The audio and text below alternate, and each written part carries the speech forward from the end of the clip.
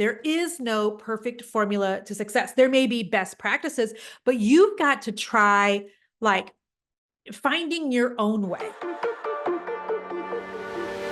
Well, hello there, my friends. Welcome back to the podcast. I am back See, words are going to be hard because I was meaning to say after being off work for close to 2 weeks. Thursday would be 2 weeks. And so that's been really nice. 4th of July was really nice. Ava and I were in Florida, which is really nice. Spent a lot of time with my hubby this week, which has been nice.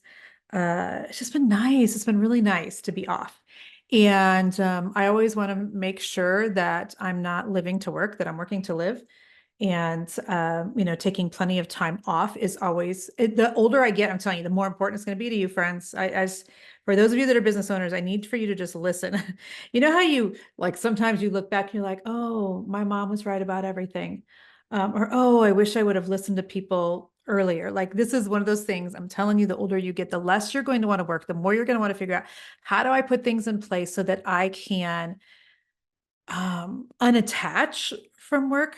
And yes, part of it is, nervous system related and me just needing to really control my stress levels. If you did not listen to those 2 episodes recently about my nervous system and what we're trying to do to keep that calm versus exasperated, you can go listen to those. Jason and I did 2 podcasts. Well, I was alone for one. He was with me on another. They're both on YouTube.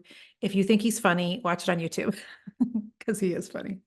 And Easton's funny at the end. Easton, you're funny. I know you're editing this when you edit out your father and I's kiss and say something like, ew, gross. Hilarious. How do you think you got here, son? Anyhow, so today's podcast, total different topic. I'm talking about, on today's podcast, an experiment that I did in the month of June on my Instagram account. So for a little bit of background, I have my Jennifer Allwood Instagram account, which has, I'm going to give you real numbers so that I'm not just like making crap up. Okay. I think it's 106,000 people, maybe 106,000 followers. I do. On Jennifer Allwood, 106,000 followers. This is where I talk mostly about business. On Jennifer Allwood Home, which is an account that I started back when the pandemic hit, because, at the beginning of the pandemic, that was really like a dark time for me. And I think for a lot of people, just, are we going to die? Is this a zombie apocalypse? We were now suddenly teaching our children from home. The school year was trashed. We have all 4 kids home. They've got their own big emotions from everything they lost during that season. It was just a bucket of crap. Can I just say that? I mean, can we all just agree that regardless of how you feel about anything pertaining to the pandemic, that was a rough time.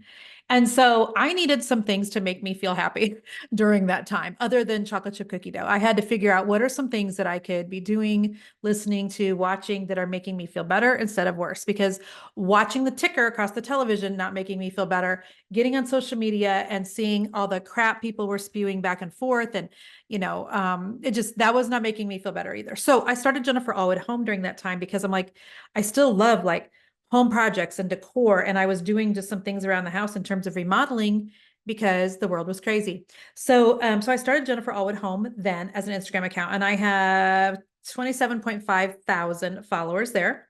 And then I do have one for Bougie on the Beach. I had a viral, did I do a podcast episode on that, by the way? Easton, did I do that? You don't have to edit this out.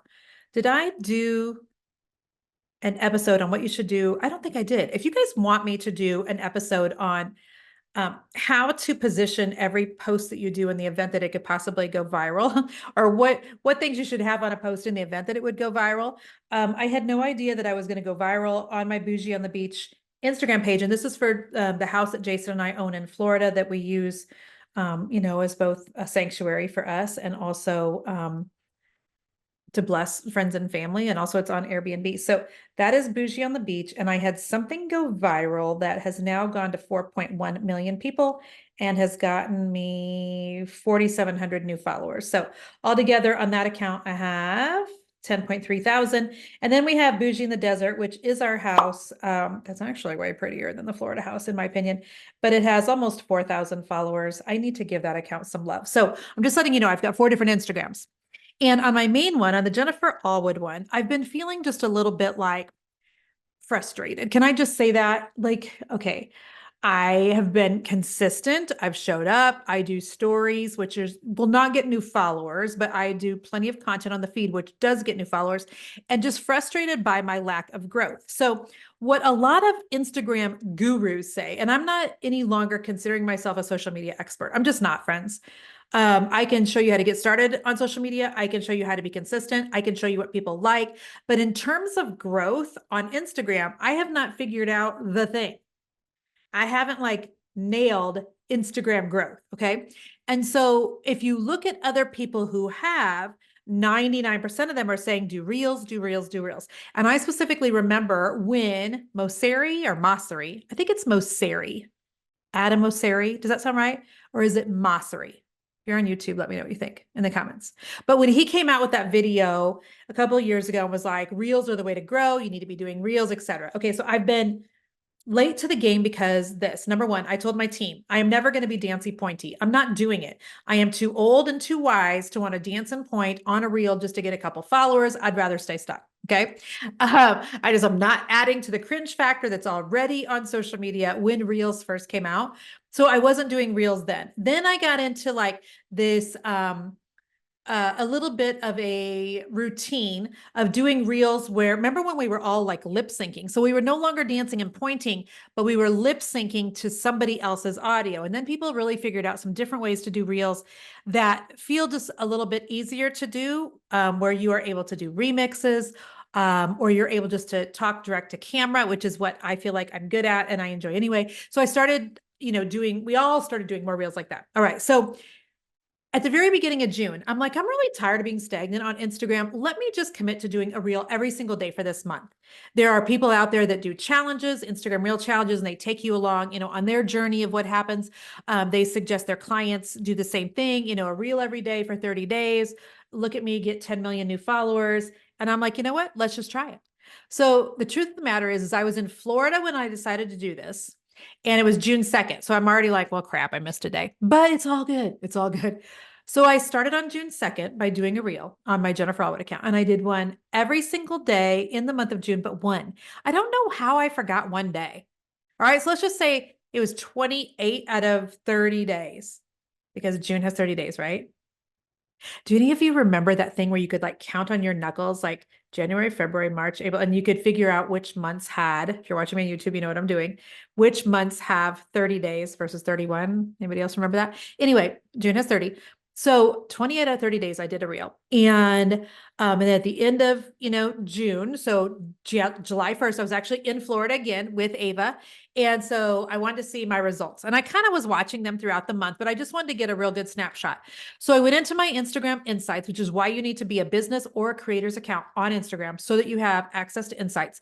And I looked up the number of followers for the last 30 days. And I got to tell you guys, I was shocked. I was shocked at what I saw. And that's what I want to share with you today, because somebody is sitting at home and they are thinking they need to do a bunch of reels. And I'm going to tell you what happened when I did a bunch of reels. All right. Over the course of 30 days of doing a reel every single day, here is what you need to know that happened. It's going to blow your mind. Are you ready? It's going to blow your mind. I lost followers on Instagram. I literally lost followers on Instagram, you guys. I gained 417 new followers throughout the month from May 31st to June 30th. However, I had 444 unfollows. So overall for the month, I was down 27 people. When I saw that, I'm like, are you stinking kidding me? Like, I don't even know what to say to that. How do you do a reel a day, which is what the gurus say to do, and you lose people? Like, I don't even know. And so, my mind was a little bit blown. I knew that's kind of the direction it was heading in because I've been watching the stats all month. And so here's a couple things I also know. It could have been the type of reels that I was doing. Maybe they were awful. Maybe they were, just poorly made. I don't know. I don't think so. Maybe I have completely the wrong audience on Instagram. Now, I know that years ago, people were following me on Instagram because that's where I was doing like home decor and decorating content, but it hasn't been that way in probably 7 or 8 years. Maybe it was the time of day I was posting. Maybe I wasn't using hashtags. And so I do know that during the month, just so you know, that I tried adding topics because you could add up to 3 topics to every reel and then no topics. I would try doing it with hashtags, without hashtags. I did some videos where it's like using an audio and me just adding B-roll. I did some videos where I had original audio. I made sure I was using trending audio on some of them. I did a couple of remixes. Like I really tried to have a variety of content. And yet still, I netted down a negative, what did I say? -27 for the month overall. And you guys, when I figured that out, I was like, are you stinking kidding me? And it made me angry. And here's what I'm going to tell you is the reason that made me angry. And this is the moral of my story. Okay. There are a lot of coaches out there who are teaching you one way to a success. They're teaching you have to do a course, you have to launch a membership, you have to do reels, and you have to do them every day. This is the formula for success on social media. And I just think it's a bunch of hogwash. Can I just say that? Like, I mean, I've known that in my knower forever. There is no formula for success, friends. The path to success for me and for you are going to be different. They just are. And the way that you get to a successful business and the way that I got to a successful business, and then, the other, hundreds of women that are in my coaching groups right now are getting to success in business, they're all going to be different. And so to get underneath the coaching or to fall for the lie that there's only one way of doing things, it's poppycock. I think that's a word my grandfather used to use. Anybody else ever hear that term, poppycock? Which just means like it's BS, it's crap. I think what I learned from doing a month of reels is this, like there is no perfect formula to success. There may be best practices, but you've got to try like finding your own way. You've got to figure out what works for you. What can you commit to? Because see, there's a lot of women who are like, well, I can't do a reel every day, therefore I'm just not going to do a reel ever. And that's not the right way or the right attitude or how you're going to grow as a person, grow in your knowledge, or perhaps grow your social media either. There's a lot of you that are like, well, I've tried, something for a couple of weeks and I didn't grow, so now I haven't posted for a couple of months. And that's not the way to do things either. But here's what I do think. I do think that you've got to figure out like, what is going to work for you personally that is sustainable, you can do? What can you handle? Like if you're like, I hate reels, well then go ahead and like, don't do them. Figure out a way to do regular posts. Figure out what you can like commit to. And then I do think too, that things like what industry you are in and how big your account already is also matter. I mean, I was telling my team the other day, if I look at somebody like a Brock Johnson or a Cody Sanchez, they've already got hundreds of thousands of followers on their Instagram, each of them.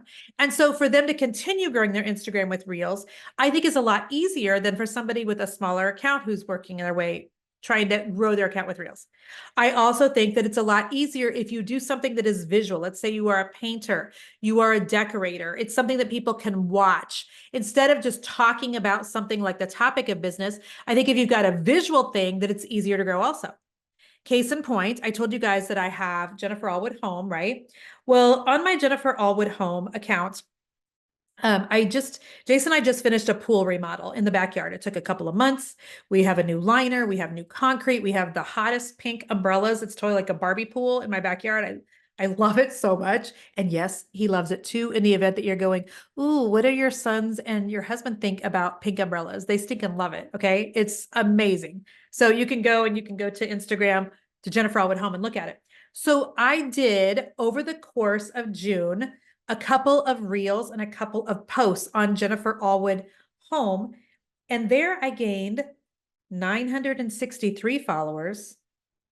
I had 104 unfollows. So overall, I had 859 new followers on that account.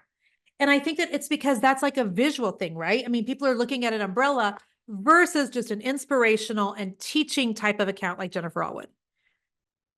And so I know that I have always talked about consistency on social media. I still stand behind that. You need to figure out what works for you and get consistent in that. But what I do want to say is like, quit taking everybody else's word for the formula that's going to get you the results that you're looking for, because I just don't think that there is one. I literally don't. I think you're going to have to try different things. You're going to have to see what resonates with your audience, what you can actually do, what you enjoy doing, what can you commit to, and what actually converts. Because at the end of the day, also, what we don't just want is we don't just want views and we don't just want new followers.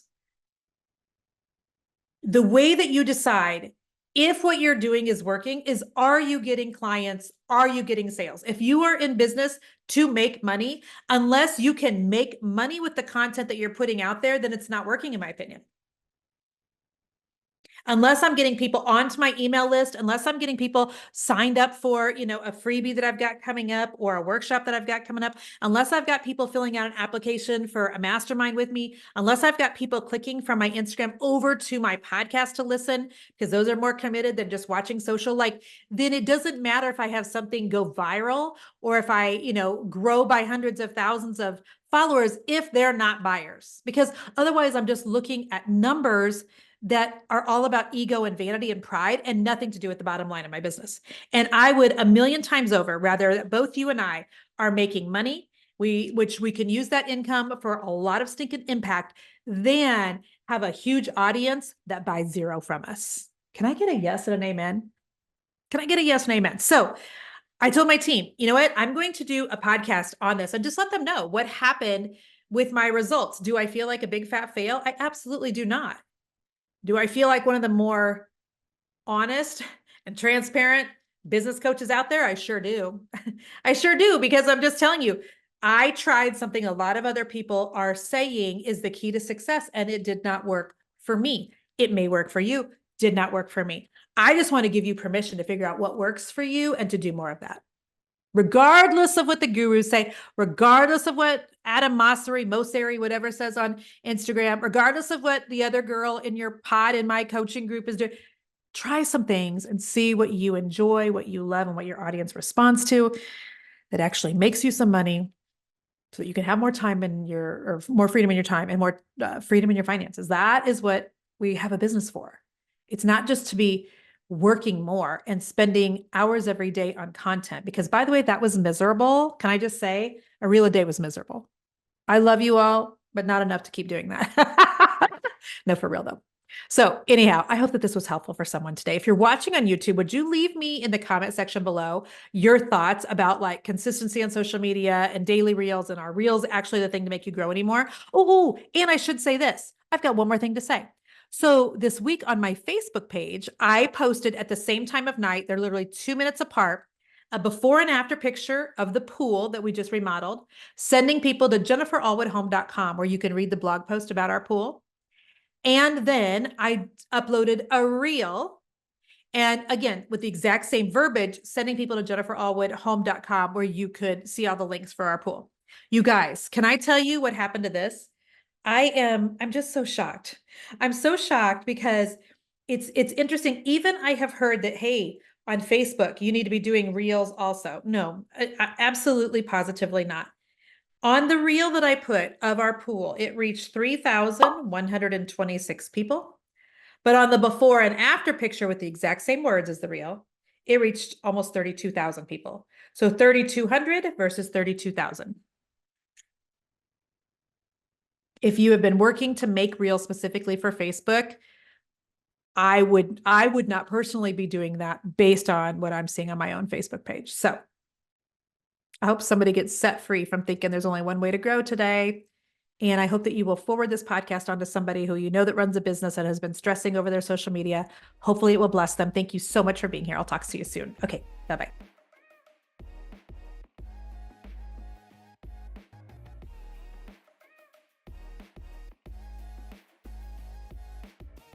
Easton. Sometimes my mouth doesn't work right and I flip-flop words.